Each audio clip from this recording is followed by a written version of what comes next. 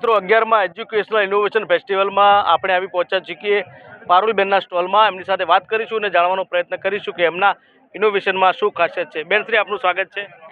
આભાર સાહેબ શ્રી. જણાવો કે તમારા ઇનોવેશનમાં એવું શું અલગ છે જે બીજા ઇનોવેશનમાં નથી?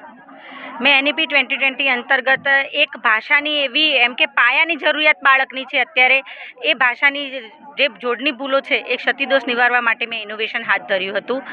અને એ ઇનોવેશન અંતર્ગત એ બાળકોને 90% મને પરિણામ મળ્યું છે કે બાળકો અત્યારે હાલ લખે છે તો એ શ્રુતલેખન કે અનુલેખન કરતી વખતે પણ એમની જોડણી ભૂલો નિવારી શકાય છે મારાથી. એ બહુ સરસ મને ફલશ્રુતિ મળી છે. મારું કાર્ય ભલે નાનું હતું પણ એની ફલશ્રુતિ મને ભાષા શિક્ષક તરીકે બહુ મોટી મળી છે. તો આ જોડણીમાં અને એમાં તમે જે કામ કર્યું શરૂઆતના તબક્કામાં અને હાલમાં બાળકોમાં કેવો ડિફરન્સ આવ્યો છે? હું જ્યારે બંધવડ પે સેન્ટરમાં આવી ત્યારે બાળકોને જ્યારે મેં શ્રુતલેખન કરાવ્યું કે પછી વાર્તા લેખન કરાવ્યું કે નિબંધ લેખન કરાવ્યું ને ત્યારે બાળકો જોડણી ભૂલો એકદમ ખોટી જ લખતા હતા.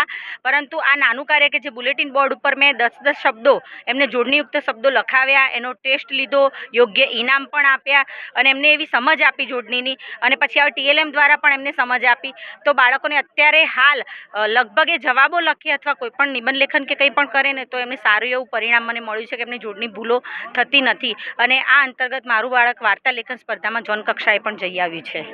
તો મિત્રો, આ હતા બંધવડના પારુલબેન, જેમને ગુજરાતી વ્યાકરણને સરળતાથી સમજાવવા માટે અને ખાસ કરીને જોડણી સંદર્ભે ખૂબ જ સુંદર ઇનોવેશન કર્યું છે.